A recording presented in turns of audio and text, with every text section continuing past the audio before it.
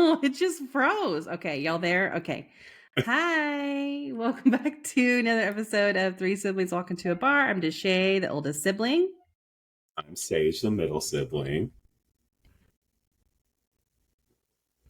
Sibling. We really need to get one of those, like, Rainy has one of those buttons, the brr, brr, brr. We need to get one. Yeah. Like the air horns. Exactly. It's called the hype button. Yeah, we have one at the shop. We need it. Mm-hmm. See, the thing is, we have so much like random stuff up at the studio that we forget that we have a bunch of stuff. So when someone finds it, it's like a fun toy for like a few hours, and then we just forget about it. It's like we're like children. And then you're over it. Yeah, it's a lot like kids. Yes. Yeah. Mm-hmm. Yep. Exactly. Exactly.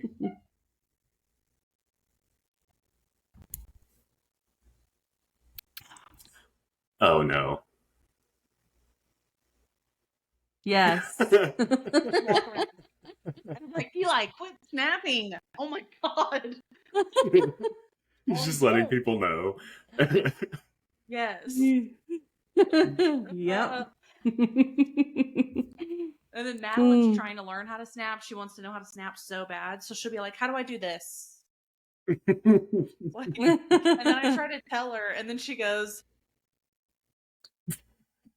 yeah. I'm like, almost. Like, yep, you did it. Yep. Yay! Okay, we're done now. Yeah. I remember when I wanted to learn how to whistle when I was a kid. And like y'all would get ready for school, and I'd go sit in the car and like prepare myself, and I'd like try and like learn how to whistle. I still can't do it very well, but I was like determined when I was a kid. Like I thought it was the coolest thing that kids could whistle. Yeah. Mm-hmm. I can whistle. I just can't whistle like a tune. Like No, I can me either. whistle like a small tune, but I can't like. I can't do the loud one either. Like you put your fingers in your mouth. Yeah. I get all those videos. They're like, it's super easy. You just do this. And I practice for about 30 minutes, and my cat's staring at me like, what the hell is going on? But it never. Exactly. Yeah. It never works. Never. And then for me, I'm like, are my fingers clean? Why am I putting my fingers in my mouth? Like, this is gross. Oh my gosh. Some of them are like, you just make a triangle, and I was like, okay, but what angle is the triangle? Is it an acute? Like, what kind of triangle are we talking about? I need to know. I need to know. Oh my gosh. Well, I was literally, that just reminded me, we were talking about like daycares and stuff.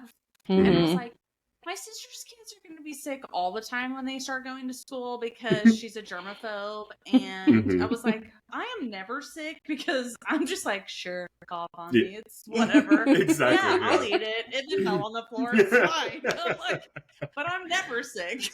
Listen. Right. Yeah. No. No, I think my job really was like a big baby about it was when Madeline was a baby.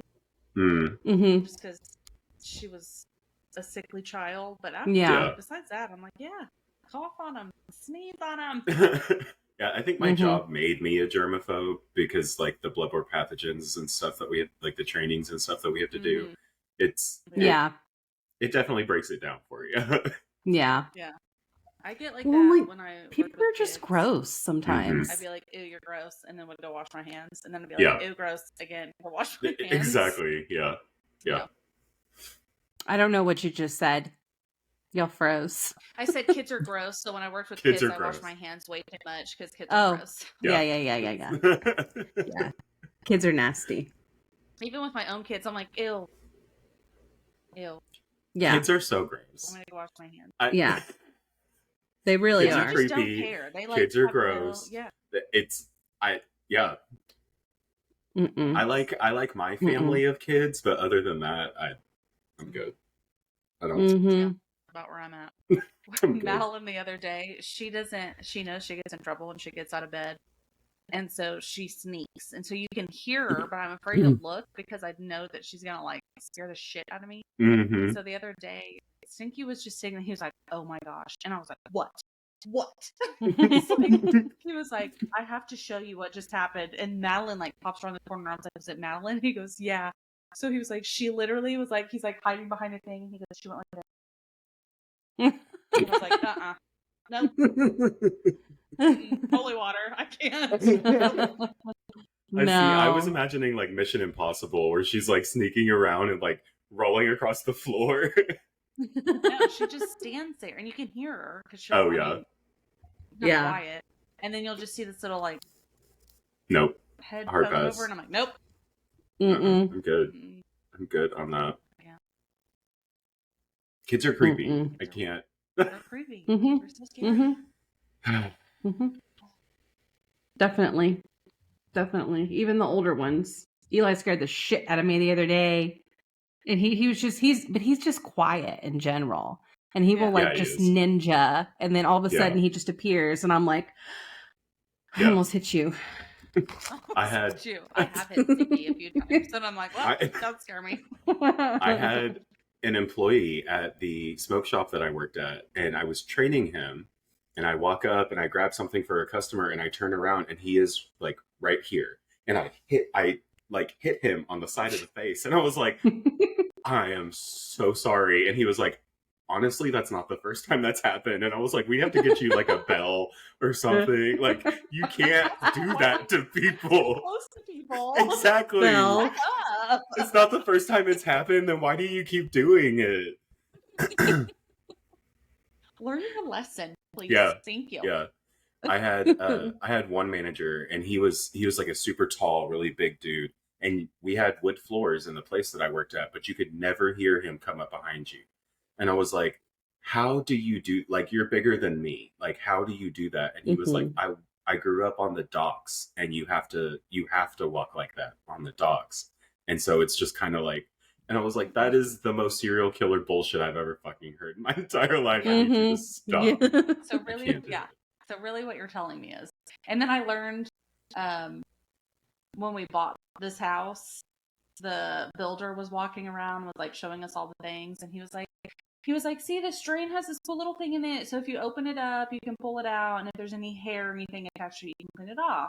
I was like, oh, cool. And he was like, this is the one and only time I will show you this, because hair disgusts me. He was like, my wife cleans out our things because I can't do it. And I was like, so what you're telling me is you could never be a serial killer? And he was like, exactly. Because that's disgusting. I was like, okay. I don't have to worry about you creeping into my house, like trying to murder me. Okay, well, I guess I gotta tell y'all a story. Yes. I guess. As long as it's not as bad as the one that will not be named. Yeah. I mean, they're all bad, but this one, they all suck. This one's just extra bad. Yeah, this one just extra sucks. Okay, so I'm going to tell you about a couple of people. I'm going to tell you a little bit about them, and then we're just going to jump right in, okay? Awesome. Okay, if I freeze, make a hand signal or something so I stop talking. Well, we'll be frozen to you. Oh, that's true. Exactly, yeah. That's true. That's true. So that will work. Like this. If you see us going like this, because we can't hear her. Mine keeps saying it's going in and out too, so it's very possible we'll just be all cut up, but we'll be good. We'll be good. Oh, fun. It's fun. Yeah, fun. it's fine. Like right now. Yep. Stop it. There it goes. It just did it. It did it, yeah. Okay, let me hurry up and try and get through it. Fill it out, yeah. Yeah. Okay, hold on. We're real people, okay? We can't help it. Yeah, sorry. I live in a house with 4 other people, and my husband needed an ice cream sandwich, I guess. Yeah, it's very important. Samesies. 2 of them. Right? 2 of them. Did it again. Okay. Ooh. Yeah, y'all heard that part. Okay, here we go. Okay. Ian Brady was born January 2nd, 1938 in Glasgow. So we're on the other side of the world now, y'all. His mother, Margaret Stewart. She was an unmarried waitress. She had like little to no support when he was born. So when he was a few months old, she was forced to give him up. Did y'all hear that? She was forced to give him up when he was a few months old because she was an unmarried waitress. She didn't have any support. So yeah, she had to give him up. That I heard. So he was given to Mary and John Sloan, and his mother was allowed to visit him throughout his childhood. So fast forward a few years, he's around 9 to 10, and he starts abusing and killing animals. He gets placed on probation on condition that he live with his mother. What'd you hear? Okay, he gets placed on probation on the condition that he lives with his mother, and this is when he's 17. So, can you what did you last hear? What did you hear? Can you hear me? Hello? Can you hear me? We can now. See, the thing is, it's just when you talk. Yeah. You know what I mean? Because like any other time, it doesn't do. It's just when you have like when you are talking a lot. I'm like, what the frick? Because it'll let you talk for like 15 seconds. Okay. What'd you hear last? He was given up to the Sloan family, and that was it. And then he started killing animals. He started killing animals when he's like 9 and 10. He's then placed on probation on condition that he live with his mother. Okay. This is when he's 17. I don't know. That was weird. I don't know why that is weird. So he moves to Manchester with his... Yeah. And then she gets him back. But it's a condition of his probation. Interesting. I don't know. Mm-hmm. So he moves to Manchester with his mother and stepfather. He's caught stealing and he's sent to prison for 3 months. He moved around to a bunch of detention centers until he was released in November of 1957. And then fast forward to January 1959, he gets offered a clerical job at a merchandising company. So remember that. And then now I'm going to tell you about Myra. Okay. So Myra was born July 23rd, 1942. Myra was born July 23rd, 1942. Okay. Got it. To Nellie and Bob Henley. Her father was alcoholic. Okay. He was really abusive towards his wife and his kids. When Myra was 5, she was sent to live with her grandmother. Her father was known as like a really like tough, like hard guy, and he expected his daughter to be the exact same way. So, and he wanted her to be really tough and just to always stick up for herself. But he was like really, really hard. So there was an instance where there's a little boy who scratched her cheeks at school. She runs home crying. She tells her dad, and her dad told her that if she didn't go back and retaliate against him, that he would beat her. Oh my God. Yes. So she went back and she beat him up. She beat up the little boy. She wrote later on, she wrote saying, at 8 years old, I'd scored my first victory. Okay. So she's 17 now. She's engaged for a short time, but she ended it because she said this guy was too immature and he couldn't give her the life that she wanted. Damn, girl. So, okay. Yeah, she's like, she knew what she wanted. 17, you know? And, yeah. At 17. Damn. Yeah. 17. Well, I mean, also, this is in like what, the 50s? Oh, that's true. Well, yeah. So they kind of, Okay. January 1961. She's 18. She joins Millwards as a typist. So if you remember, this is now where Ian works as well. Soon she gets really obsessed with him. She goes on dates with a bunch of other guys. But she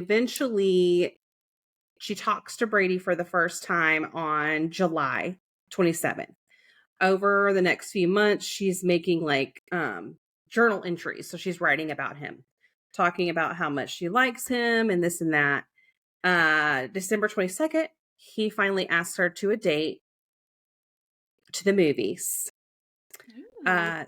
So now they're dating. Their dates usually consist of going to the movies to see an X-rated film.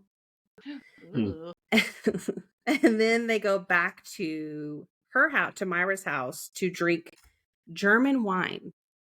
It had to be German. German. Interesting.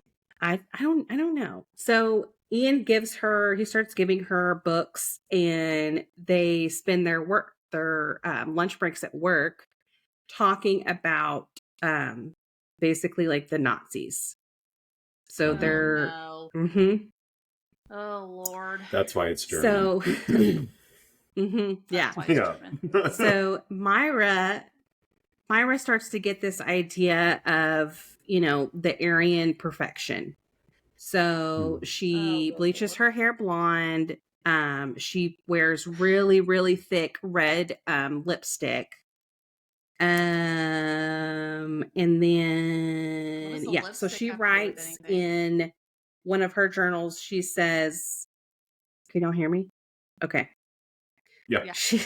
She says, within months, Ian had convinced me that there was no God at all. He could have told me that the earth was flat, the moon was made of green cheese, and the sun rose in the west, and I would have believed him. Such was his power of persuasion. Sweet. So he had a lot of influence over her. She starts changing her appearance. She starts wearing clothes that were deemed as risque. She's wearing short skirts, the high knee-high boots, leather jackets. Both of them become they're just with each other. They leave their friends. They don't really hang out with their friends at all anymore. They are hanging out at the library. They're doing all this research on a bunch of German killers. It's very odd. Here we go again. Yeah.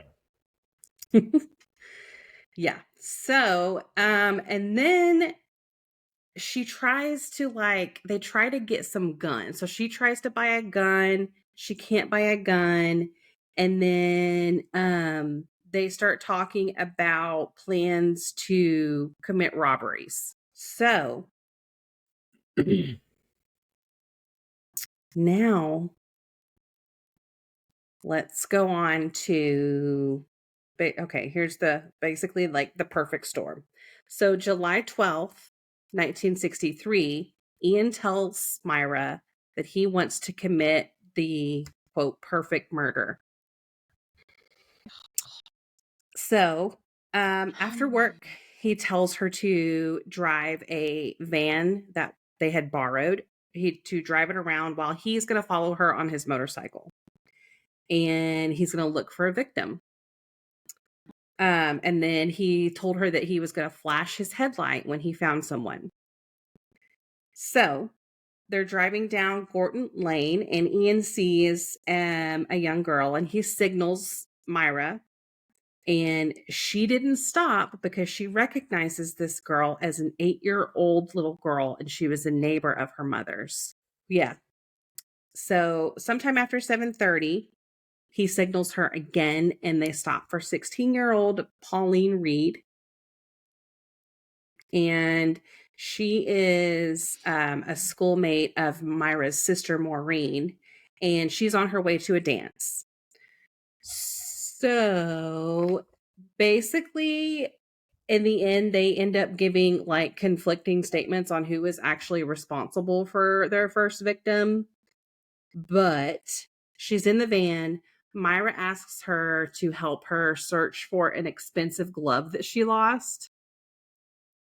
Which, that's freaking weird. I guess that was a thing. So she agrees. Yeah, she agrees. And then Ian gets there on his motorcycle. And so Myra's telling her that they're going to search for this glove and blah, blah, blah. Myra says that she waited in the van, and then Ian took, what's her name? Pauline. I wanted to call her Paula. Jesus. He took Paula into the moor. Yeah, Pauline. Oh my God. Took her into the moor. So, which is like this area with a bunch of like, it's just a land basically. Mm-hmm. So, he comes back after about 30 minutes and he takes Myra. Why are you making that face? Can you not see me? I can't. Oh, Sage. He looks. I was really confused for a second.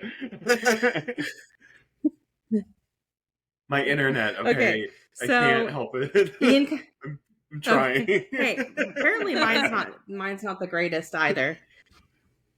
So Ian comes back about 30 minutes later, and he takes Myra into the moor where he had Pauline. Okay. So Pauline's clothes are kind of all over the place, and it looked as though she had been almost decapitated.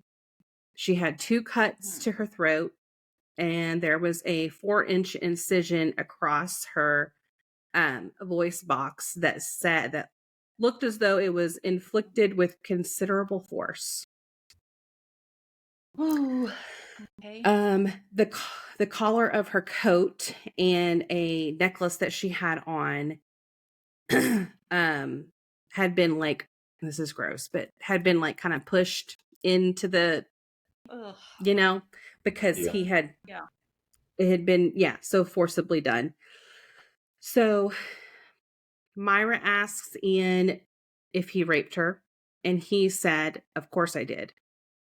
Ian says that Myra was not only there for the attack on Pauline, but that she was also there when he raped her. She tells a different story. Pause. I'm parched. When you're frozen, you're like, your face. I was trying to just like smile. Like, girl. Maybe if I just sit here for long enough, they won't notice. Well, I mean, I can tell, and I'm like, I know. Okay, do I have to stop talking now? Okay. All right. So, now we're in November 23rd, 1963. They're at like a market, and Ian and Myra, they offer 12-year-old John Kilbride a ride home. And they're like, your parents are going to be so worried that you're out this late. So, and they also apparently promised him a bottle of sherry. So that promised him that they would get him drunk. So he gets inside, and then Ian tells them they have to make a stop at their home for the alcohol. And then they use this again. And then Ian tells them they have to make yet another detour for a lost glove that Myra had lost. So then they go to the Moor again. The Moors. I think that's how you say it. It's Moor. They get to the Moor, and Ian takes Ashton. Oh my God, that's not his name. Takes John with him while Myra waits in the car. That's the name of where the market. That's the name of where the market was. Got it. Just ignore me, okay? So Ian takes John, and supposedly Myra waits in the car. He sexually assaults John, tries to slit his throat with a 6-inch serrated blade, before he strangles him with a shoelace. And then he buries his body in a shallow grave. And at some point after that, he takes a picture of Myra and her pet dog standing on top of the grave. Oh my God. That's disgusting. I don't know why that's happening, but they do that. And there's actually a picture of that online. I'll post it. Now so we go to June 16th, 1964. And Myra asks 12-year-old Keith Bennett, he's on his way to his grandmother's house, for help she wants help in loading some boxes into her truck. After which she tells him, okay, you help me do this and I'll give you a ride home. So Ian's in the back of the vehicle. So Myra drives to the Moor, and Ian, again, like before, he takes Keith and he takes him back into the Moor. And about 30 minutes later, Ian comes back by himself. He's carrying a spade that he had hidden earlier. I'm not exactly sure what that means. It's like a Okay, there you go.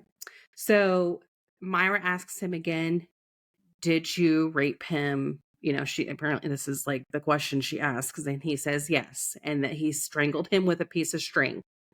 So he's now killed. What I'm learning from this is I'm going to teach my kids to be rude assholes. Like if somebody asks for help, just tell them to fuck off and run in the opposite direction. Because I'm like, this is crazy. Like you can't trust anybody. No, and that's the whole reason, kids out by themselves, no, you're not just going to go play out there. And it's sad that you can't do that anymore, but you can't. No. Okay, so December 1964, Ian and Myra, they go to a fun fair, and they notice that 10-year-old Leslie Ann Downing was alone. Why she's alone, I don't fucking know, but she is. So they approach her, and then they on purpose drop something that they were carrying. They ask her for help to take packages to their car, and then help them take the packages to their car, but also help them take them home. Interesting. She's 10, so of course she agrees. She just wants to help. You know, so okay, so this is at the house. Leslie Ann was undressed, gagged, and forcibly posed for photographs before she was raped and killed.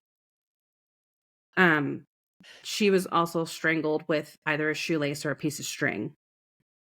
This attack was recorded on those reel-to-reel audio tape things.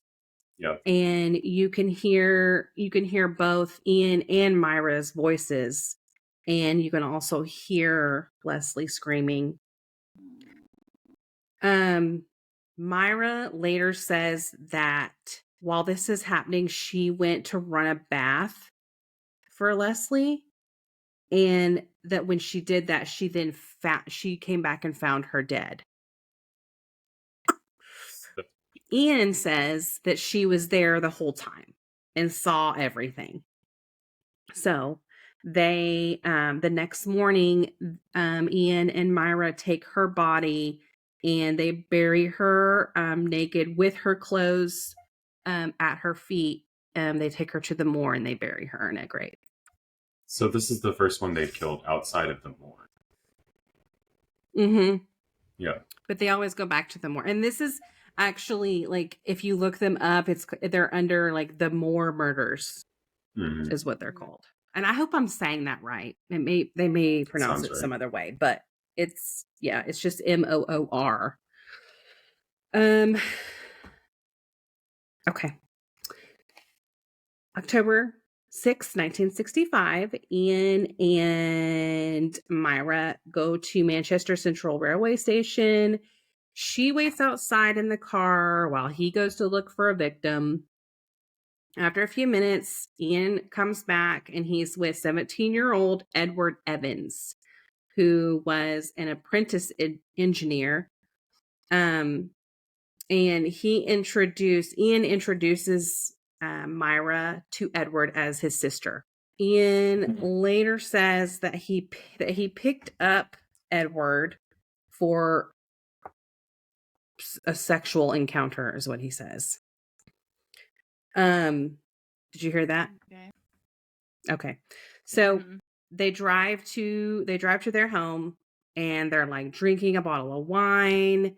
At some point, Ian tells Myra to go get her brother-in-law. I don't know why. This is weird. So Myra's family didn't approve of her sister's marriage to her brother-in-law. So Ian's kind of like, okay, you're kind of like an outcast like me too. So he kind of has like a, they're buddies or whatever. He had several criminal convictions and he would break into houses and things like this too. So again, Ian's like, okay, maybe you're cool. So she tells him to go get him. And so Myra returns with Smith and she told him to wait for like a signal for her. She was going to give him a signal with a flashing light and then he could knock on the door and come in. So she gives him the signal. He knocks on the door and Ian opens it and Ian asks him if he came for miniature wine bottles. He's really fucking weird, okay?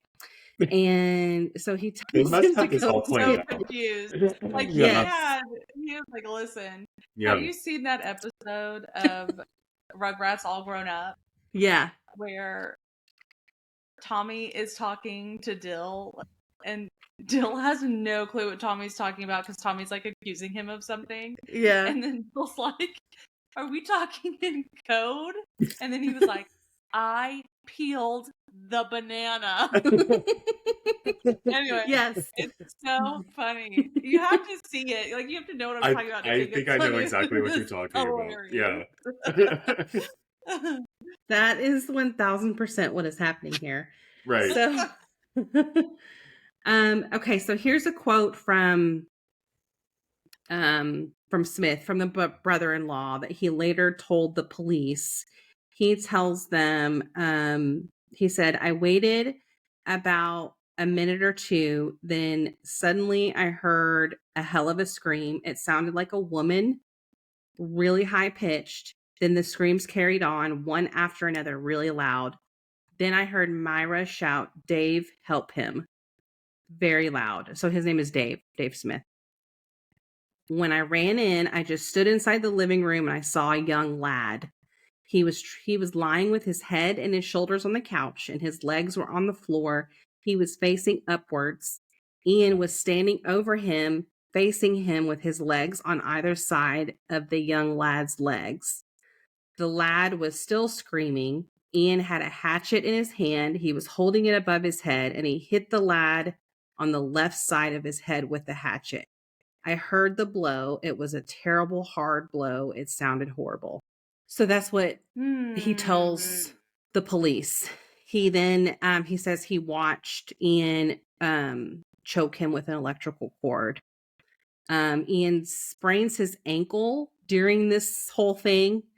And the body was too heavy for them to carry on their own to the car. So Dave had to help them. So they wrapped it in plastic sheeting and they ended up putting it in the spare bedroom and they were going to intend on getting rid of it later. Okay. So he's now like helping. But he's brought over there, has no clue what's going on, just witnesses, Yeah. Yeah.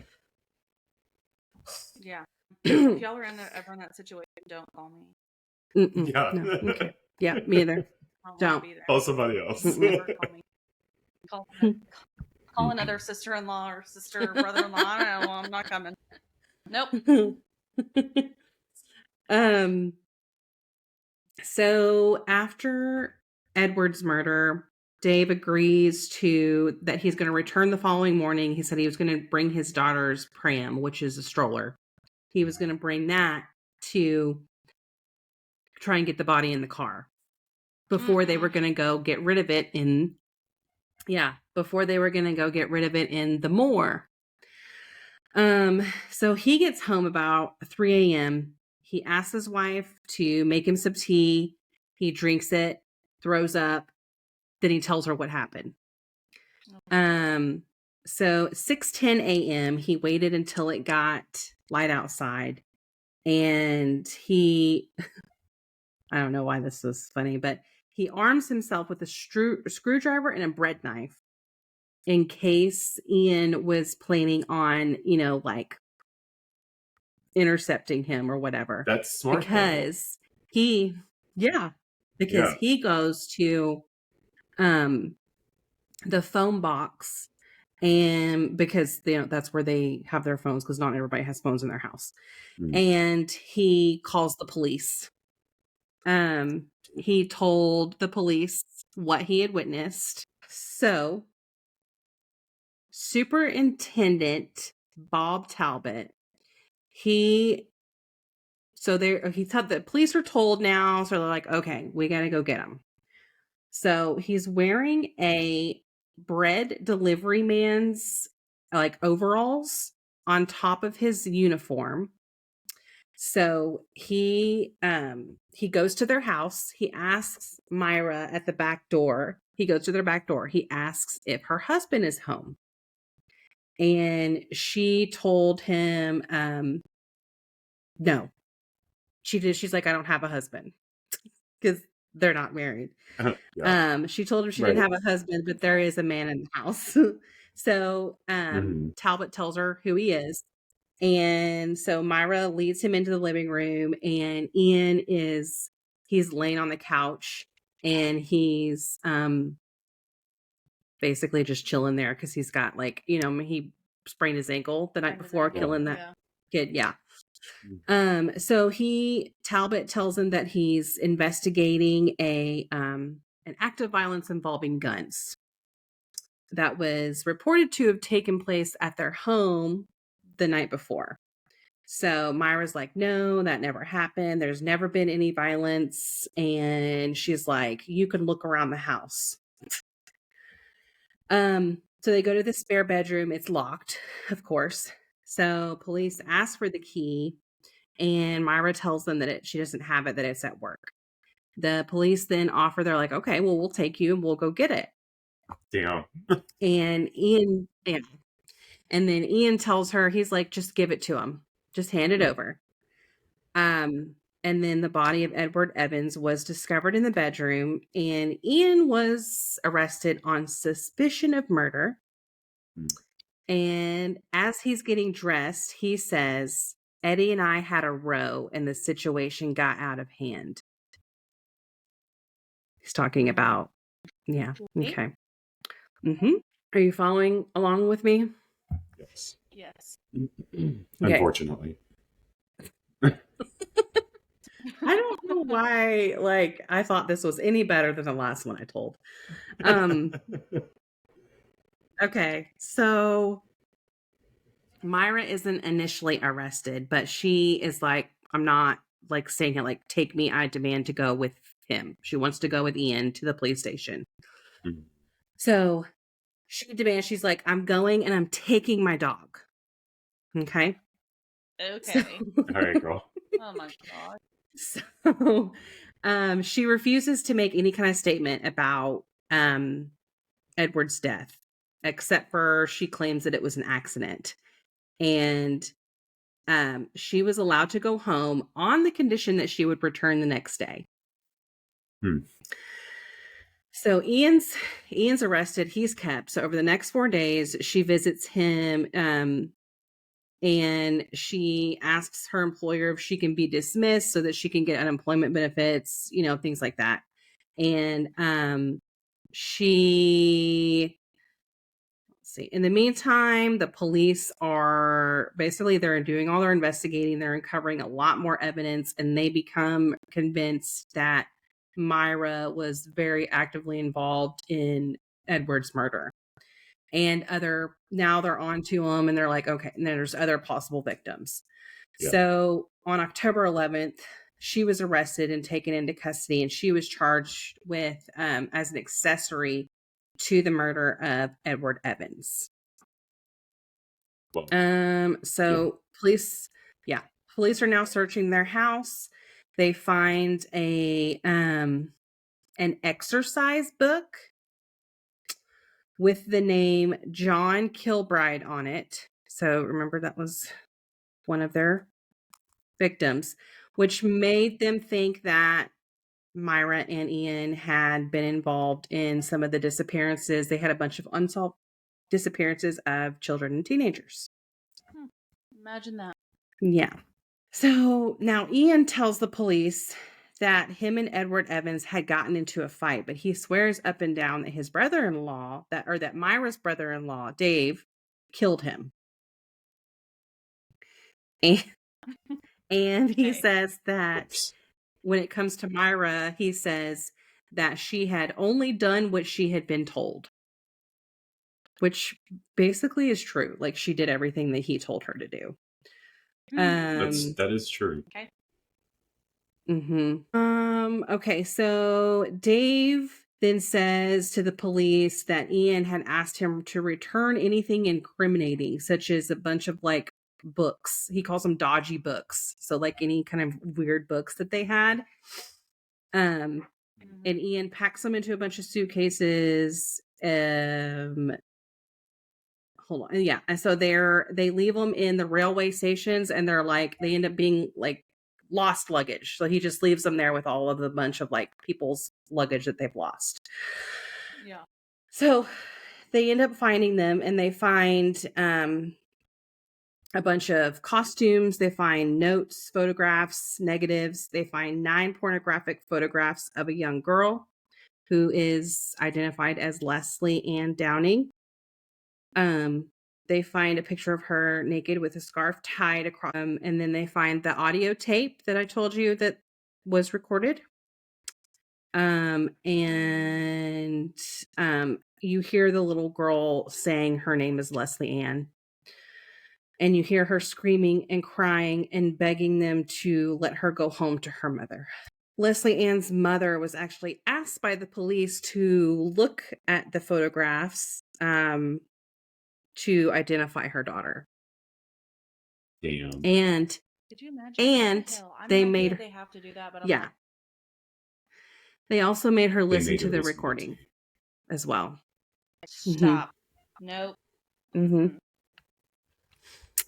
There's nobody else that you could have asked that.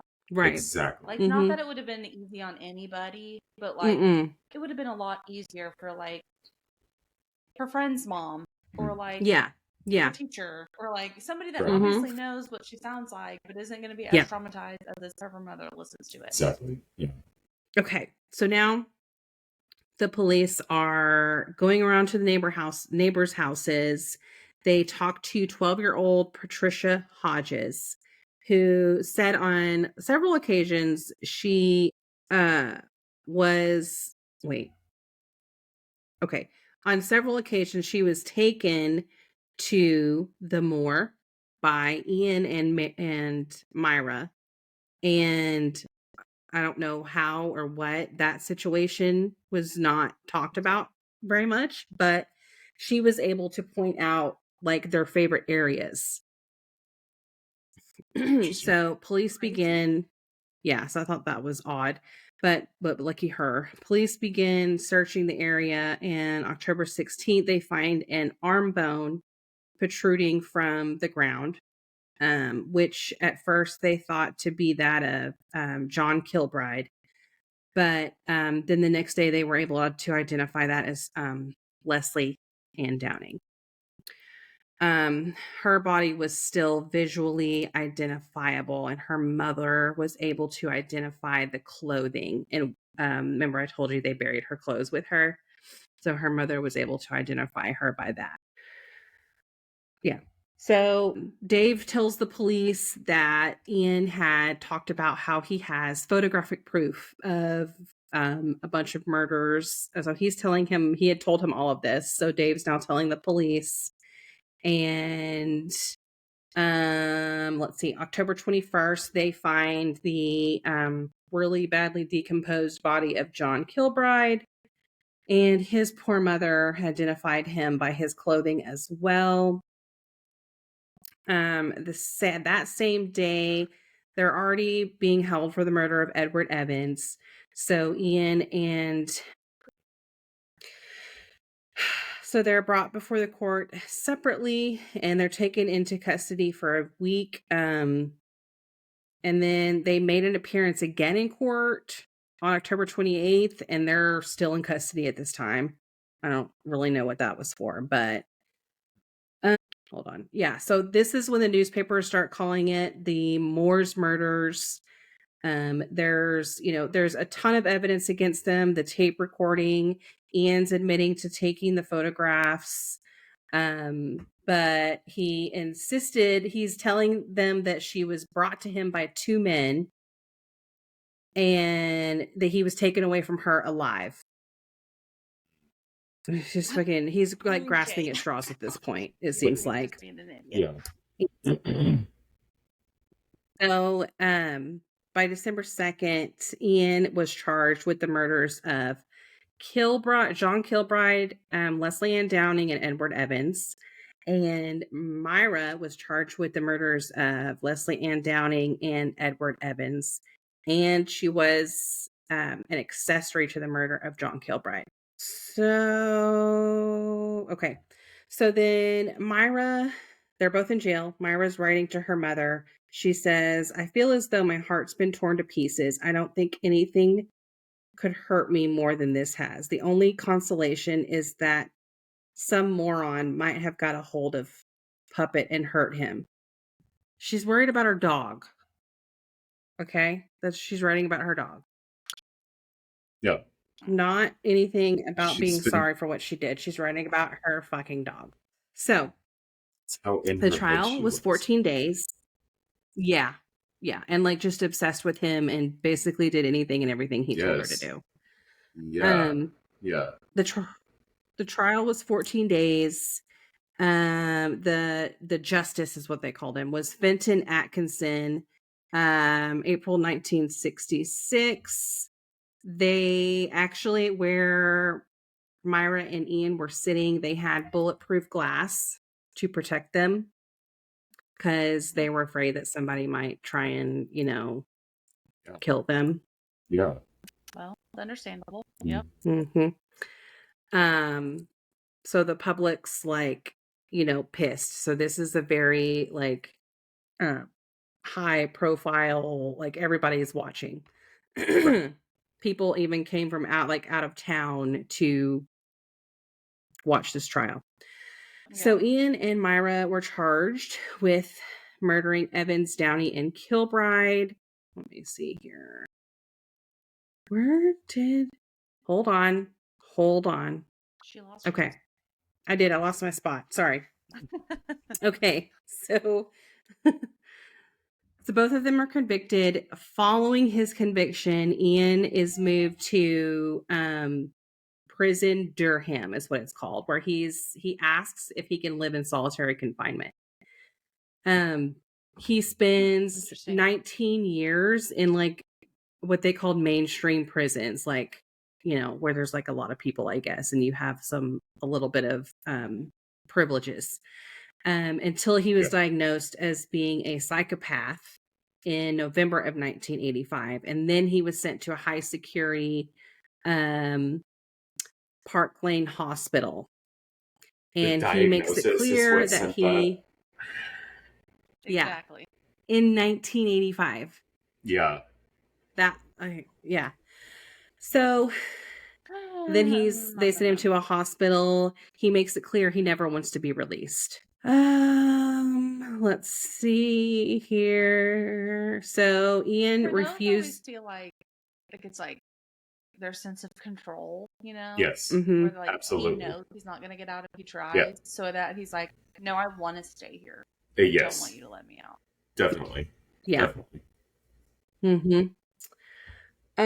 So over the years, he refuses to work with psychiatrists. I mean, they end up making him, obviously. Chris Cowley was one of the psychologists, and he said about Ian and some of their meetings, like he had a fascination with guns, even though he had never used one to kill anybody.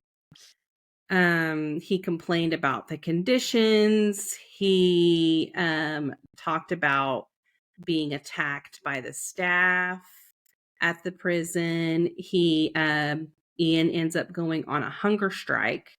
So apparently English law allows patients to refuse treatment, but those being treated with mental disorders have no such right, and they're like, you have to be treated whether you like it or not. So he's force-fed and transferred to other hospitals for tests, and he ends up getting sick. He recovers, and in March 2000, he asks for a review of the legality of the decision to force feed him, but they're like, no. That's what he's worried about? Sorry. Oh my God. Yeah. One of his quotes, he said, Myra gets the potentially fatal brain condition whilst I have to fight simply to die. I have had enough. I want nothing.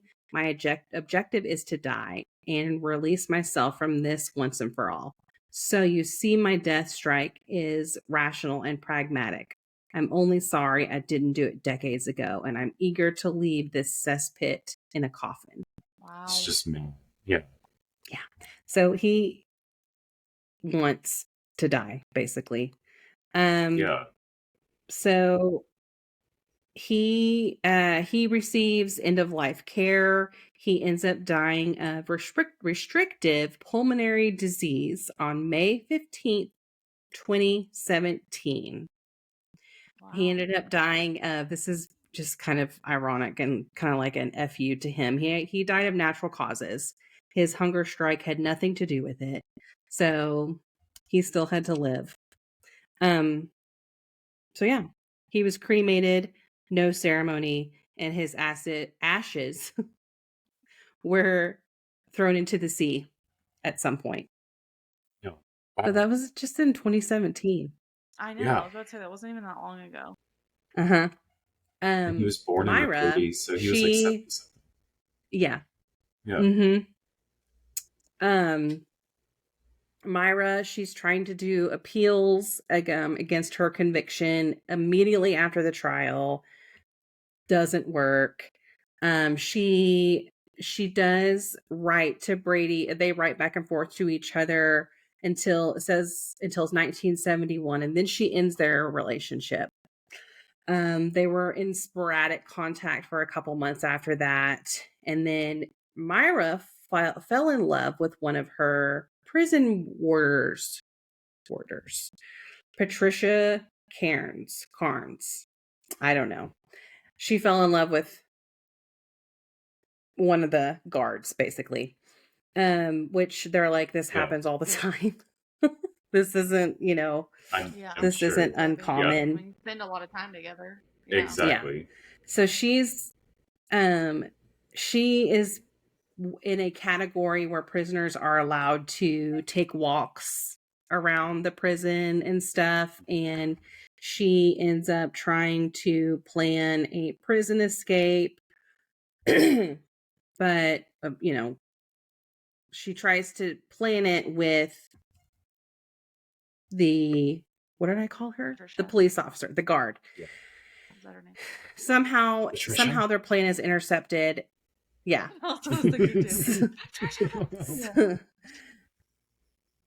Somehow their plan's intercepted, and Patricia was sentenced to 6 years in jail for her part in that, for plotting to. Yeah. That's a long ass time. That's nuts.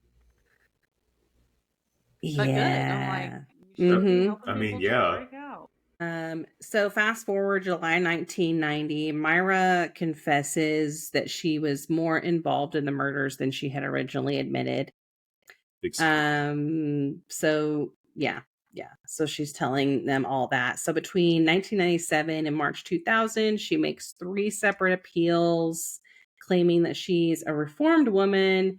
She's no longer a danger to society. So November 25th, 22nd. Oh, no. Ignore that. November 15th, 2002, Myra, she was 60. She was a chain smoker. She dies from bronchial pneumonia. Basically, she was hospitalized after she had a brain aneurysm, and then she died from pneumonia from being a chronic smoker. Yeah. She had a small service. There was like 8 to 10 people who attended, and she was cremated as well. And her ashes were scattered by her ex-partner, Patricia, 10 miles from the Moor. Okay.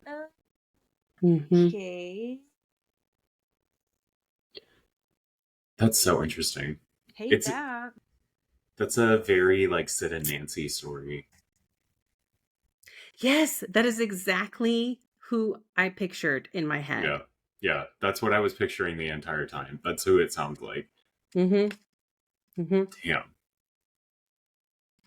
There you go. That was my very all over the place story of Ian and Myra and the Moor Murders. Gosh, I hate them. That was so interesting. There's a bunch of little like movies and like British TV shows that were made about them.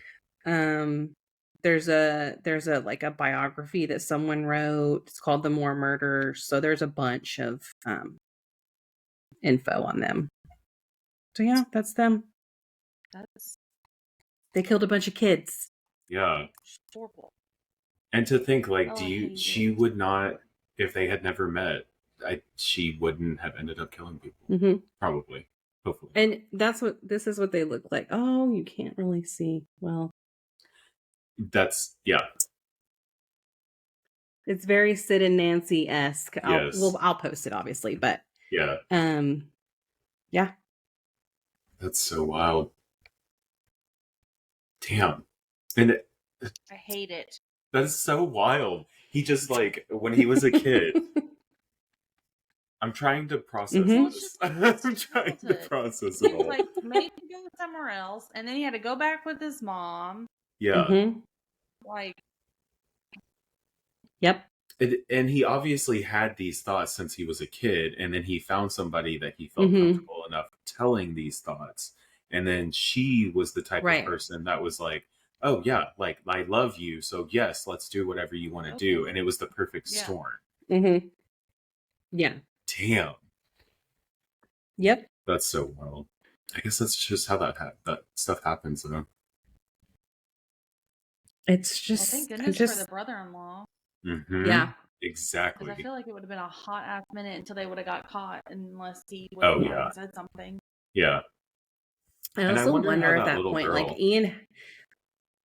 Like how she knew. The one that got away? Yeah. Yeah. I don't know.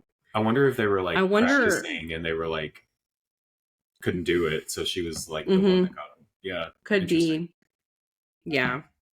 Yeah. Well, it was in their neighborhood, right? I think that's what you said, that she was in their neighborhood. So maybe it was just like, I don't know. Yeah, like you said, like practicing kind of like, this is what we'll tell them to get them in the car. This is where we'll take them. This is where we'll do this. And, yeah. It's almost like, you know, when Ian tells Myra to go get the brother-in-law, it's like, maybe he was like, I feel like at that point he was kind of like, maybe, okay, I'm done. Yeah. Like, so let's just move this along type thing. Yeah. Because he had to have known in some way how it might play out. Like, Right. This might be really bad for us, but I'm going to do it anyways. Yeah, and he didn't try any appeals or anything like that. It was going to turn out where he had a partner. Yeah. You know? Yeah. Yeah. He didn't try any appeals or anything, and he, like, once he was in jail, he was like, no, I'm fucking done, dude. So it sounds like he knew what was going to happen. Even if subconsciously, if that's what it was. Mm-hmm. It's like, you know, a lot of serial killers will be like that. They were like, I just wanted people to know what I did. Like, I wanted recognition. Them to know, and I was done. Like, Exactly. Right. Damn. Yep. And it wasn't that long ago either, which is crazy to me. No. Or they died not that long ago. Yeah, I mean, they lived for a while. Yeah. Yep. So wild. Dang, that was longer. That was over an hour. I'm still trying to, like, process. Yeah. You were saying they lived for a while, and it just made me think that I'm at that age now where my kids are telling me, or my oldest told my middle one that they won't remember that because that happened whenever I was a kid, which is when dinosaurs roamed the earth. And I was like, am I that old now that we're making that joke? That's the joke. Yeah. Like, that is not cool. I saw a video the other day, and this guy was like, my friend set me up with a 37-year-old man. Set me up to do what? My taxes? And I was like, I'm 35. Like, I feel like I'm that old now. Because I would have made that joke when I was, like, a teenager. It was bad. When you start realizing how old you actually are. It's like a lot of 37-year-olds don't know how to do taxes. Thank you. Yeah. Joke's on you. Yeah. Joke's on you. Right. America failed us. Exactly. Thanks, remedial math. I know how to do my taxes.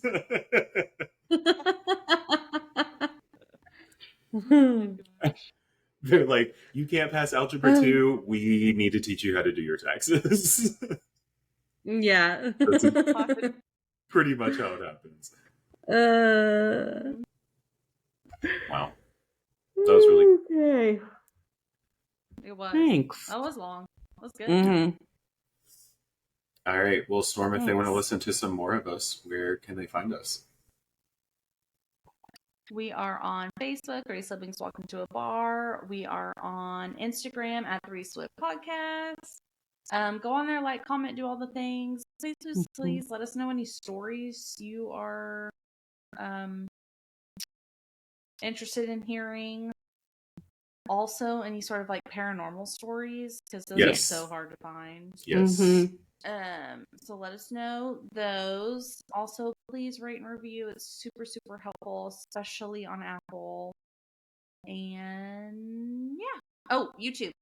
Yes. YouTube.